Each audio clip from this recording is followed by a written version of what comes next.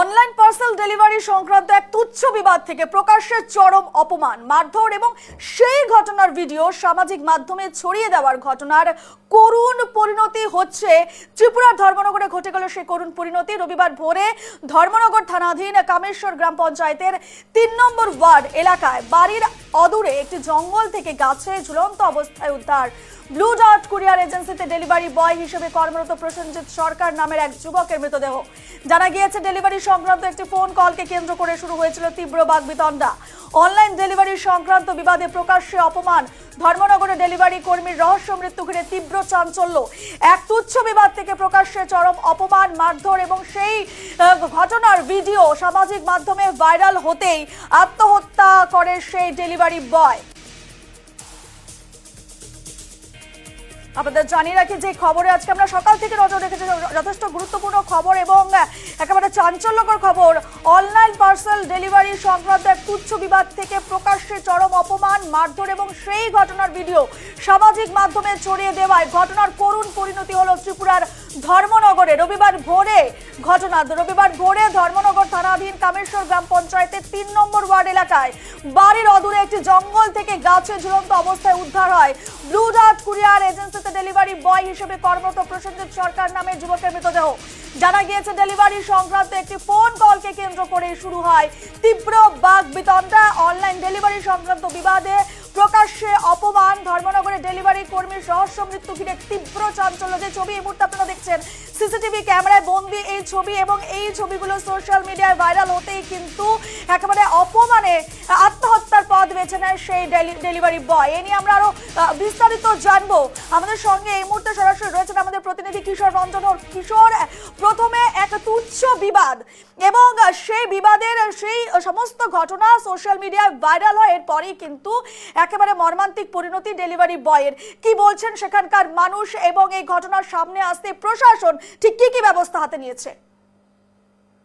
একেবারে দেখো, যে শনিবার সন্ধ্যাবেলায় আমি যে জায়গায় দাঁড়িয়ে রয়েছি সেই জায়গায় কিন্তু সেই ঘটনাটি ঘটেছিল। অর্থাৎ যে ডেলিভারি বয়কে একটি তুচ্ছ ফোন কল নিয়ে যিনি এক মহিলা গ্রাহক, তিনি আরো তার সঙ্গী 4 জন সঙ্গী নিয়ে এসে তাকে মারধর করেন এবং সেই তাকে গালিগালাজ সহ তাকে কান ধরেও সরি তারা বলায় এবং সেই গোটা ঘটনা তারা কিন্তু ক্যামেরাবন্দি করে সামাজিক মাধ্যমে সেগুলি কিন্তু ছেড়ে দেয় এবং তার পরিপ্রেক্ষিতেই সে তার আত্মসম্মানে লাগে। পরবর্তীতে সে পরদিন অর্থাৎ রবিবার সকালবেলা সে মৃত্যু হয় তার, এবং সেই ঘটনার পর গোটা ধর্মনগর শহর জুড়ে যেমন চাঞ্চল্য ছড়িয়েছে তেমনি কিন্তু সুখের ছায়া নেমে এসেছে। আমরা ইতিমধ্যে উপস্থিত হয়েছি, আমি ক্যামেরা পার্সনকে অনুরোধ করবো যে এই মুহূর্তে উপস্থিত হয়েছে আমরা ব্লু ডার্ট যে কুরিয়ার এজেন্সি সেখানে, এবং আমরা খানিকটা কথা বলার চেষ্টা করবো যিনি কুরিয়ারে যিনি ম্যানেজার রয়েছেন। কি ঘটেছিল দাদা সেদিন, বা কি চাইছেন আপনারা এখন? দেখেন, ওই দিন তো মানে আমরা যখন আসলাম তখন ছেলেটা এসেছিল, ঠিক আছে, বুড়োটা। তো মানে অনেকবার সকাল থেকে অনেক ফোন করেছিল মেয়েটাকে, বাট ফোন ধরছিল না, ঠিক আছে। তখন অন্যজনের একটা পাশের ঘরে একটা ছেলের মোবাইল নিয়ে ফোন করেছিল, ঠিক আছে। ফোন করার পরে কথা হওয়ার পর মানে মেয়েটা ওটিপি দিয়েছিল, ঠিক আছে, ছেলেটাকে মানে ক্যান্সেল করে দিয়েছে। ক্যান্সেল করে দেওয়ার পর মানে হয়তো বা একটু ক্রস কানেকশন হয়েছে। তারপর ছেলেটা অফিস থেকে চলে যায়, ঠিক আছে, পার্সেল দেওয়ার জন্য। কিছুক্ষণ পর ওই মেয়ে আর 3টি মেয়ে আর 2টো ছেলে এসেছিল। ওই যে ছেলেটার কাছ থেকে মোবাইলটা নিয়েছিল ওই দোকানে এসেছিল, এসে অনেক কিছু সিন ক্রিয়েট করে ওই ছেলের সঙ্গে। তখন ওই ছেলেটা ওই মানে আমার যে ডেলিভারি পার্সন ওকে ফোন করেছিল, ফোন করে বলেছিল যে তুই তাড়াতাড়ি আয় এখানটায়, একটু সিন ক্রিয়েট হয়েছে। তখন এসছে, আসার পরে 2টো ছেলে আর 3টা মেয়ে, ঠিক আছে। আসার মাধ্যম পরেই ওকে মারধর অনেক কিছু করেছে, অনেক মারধর করেছে। মারধর করার পরে ওকে বলেছিল কান ধরার পরে ও সরি বলেছিল। সরি বলার পরেও 3টি মেয়ে আর 2টো ছেলে ও কারোর কথা শুনেনি, ঠিক আছে, না শুনে ওকে অনেক মারধর করেছে, ঠিক আছে। মারধর করার পরে ওরা চলে যায়, ঠিক আছে। লাস্ট এন্ডিং এ একটা মেয়ে আসছে, আমি যতটুকু শুনেছি ওই শিশুতত্ত্ব স্কুল, আমাদের ধর্মনগরে শিশুতত্ত্ব স্কুল আছে, ওই স্কুলের উনি টিচার, উনি এসে আরো 2-3টা মার মেরে ওকে চলে যায়।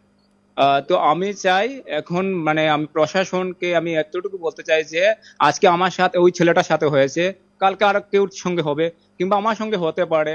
তো আমি চাই যে সুষ্ঠুভাবে বিচারটা হোক। আর যদি এরকম প্রশাসন বিচার না করে তাহলে আমরা ধর্মনগর যতটি কুরিয়ার আছে আমরা একটা ধর্ণা নিব। একেবারে অনেক ধন্যবাদ। আমরা খানিকটা কথা বলার চেষ্টা করবো। এই পাশের একজন দোকানদার আছেন। দাদা, কি ঘটেছিল? আপনি কি সেদিন ছিলেন বা কি কি চাইছেন ধর্মনগরবাসী হিসাবে? এই ধরনের ঘটনা কি আগে ঘটেছে? দেখেন, এই ধরনের ঘটনা তো আমি আমার চোখে আমি কোনোদিন দেখছি না, ঠিক আছে। ঘটনা হয়েছে যে এইভাবে আসার পরে যদি একটা মানে মনে হয়েছে আর কি, জিনিসটা দেখে আমার এরকম লাগছে যে যেমন মেয়েগুলির যেমন কোনো গার্জিয়ান নাই, কেউ নাই, ওরা বন্ধু বান্ধব কতগুলি নিয়ে আসছে, আসার পরে হয়তো তার উপরে এরকম আমরা ও আমার সামনে দেখছি ও কান ধরিয়া মানে মাপ চাইছে ছেলেটা। তারপর মাপ চাওয়ার পরেও একটু পরে আমার কাস্টমার আসছে, আমি ভিতরে আসতে পরে হঠাৎ শুনি যে শব্দ, ঠাস ঠাস ঠাস ঠাস শব্দ হইতেছে। তো তা হঠাৎ বাইরিয়া দেখি মানে তারা 3-4 জন এরকম গিয়া মানে এর মারধর করতেছে, মারছে, থাপ্পড় উপর মারছে। এরপরে আবার বাইরে গেছে। এখন তো মেয়েরা তো আটকাইতে পারতেছে না। তার মালিক যে আছে, মালিকে অনেক চেষ্টা করছে আটকানি, যাচ্ছে একটা সরাইছে ইয়ে করিয়া, কিন্তু এগুলি এটার দেখেন আজকে ওরা করছে, ছেলেটারে এতটুক মানসিক যন্ত্রণা দিছে বা একটা হ্যাম্পার দিছে তারা, আর ওয়ার্নিংও দিছে। আমরা এটা শুনছি, যেটা আমি এখানে আসিলাম, সামনে আসিলাম, শুনছি তুই কেমনে এই ইয়ে করস, তোর ক্যারিয়ার কেমনে করস, এটা আমরা দীক্ষালি মতি আমরা চিনোস নি, এই ধরনের কে বা কারা এটা তো চিনি না, আমি এগুলির আমি চিনিও না। কিন্তু ওই যে একটা মানসিক যন্ত্রণায় পড়ে গেছি গা। দেখছে যে সকালবেলা ঘুমের থেকে ওঠার পরে আরে আমার তো এরকম ভিডিও টিডিও করে ছেড়া দিছে। তারপরে আমি মালিকরে কইছি যে যারা আইছে তারারে কো। এখন তো দেখেন এটার একটা আজকে যদি এটা যদি এই ধরনের ঘটনা যদি কোনো মেয়ের সাথে যদি হইতো, তাহলে এত সময় হয়তো ধর্মনগরে মানে আগুন লাগি যেত।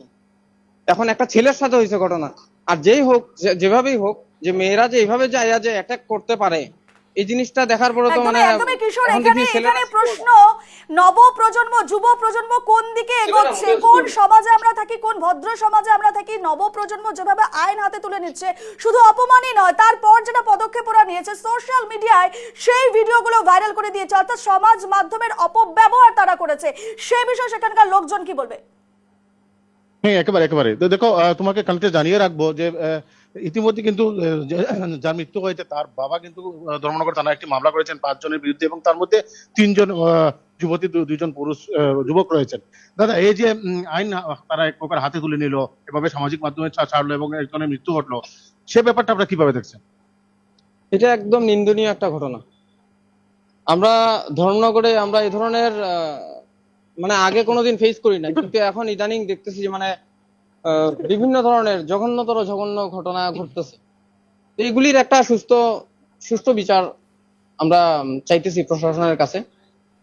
আমরা আশা করবো ধর্মনগরের যে আইন বিভাগ আছে তারা এই জিনিসটার একটু খুঁটিয়া নাটিয়া দেখুক, আর কি কারণে একটা তরতাজা মানে কতটুক মানসিক যন্ত্রণা পাওয়ার পরে একটা তরতাজা প্রাণ এতটুক ডিসাইড করতে পারে যে আমার বাঁচিয়া থাকিয়া লাভ নাই, আমার মৃত্যুর পথটা আমি বাঁচিয়া নাই, এটাতেই মনে হয় আমি শান্তি পাইমু। তো এটাই আসলে কি শান্তি, কি মরলে পরে শান্তি মানুষের? এটার তো বিচার হওয়া দরকার। একেবারে রূপা, যেটা স্থানীয়রা বললেন যে কিভাবে তাকে মানসিক চাপ দেওয়া হয়েছিল এবং তার সম্মানে লেগেছিল, তার কারণে সেই তার করুণ পরিণতি পথ বেছে নিয়েছে। গোটা বিষয় নিয়ে কিন্তু গোটা ধর্মনগর শহরে যেমন চাঞ্চল্য ছড়িয়েছে, তেমনি সুখের আবহাওয়া কিন্তু তৈরি হয়েছে। এখন দেখার বিষয় পুলিশি তদন্তে তাদের ধরপাকড় কবে হয়। যতটুকু জানা গেছে তারা সবাই কিন্তু পলাতক রয়েছে, 3 জন যুবতী সহ 2 জন যুবক তারা পলাতক রয়েছে।